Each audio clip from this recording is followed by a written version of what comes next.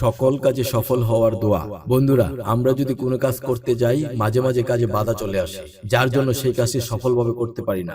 সেই কাজে ব্যর্থ হয়ে আমাদের অনেক আর্থিক ক্ষতি হয়ে থাকে।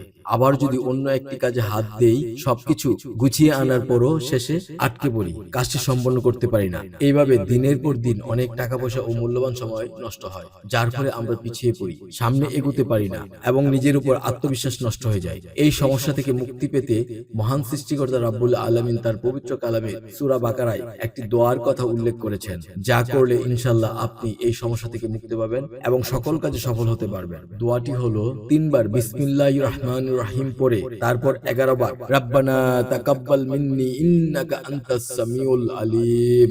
এই দোয়াটির অর্থ হলো, হে আমার পালনকর্তা, আমাদের পক্ষ থেকে কবুল করে নাও, নিশ্চয়ই তুমি সর্বশ্রোতা সর্বজ্ঞা।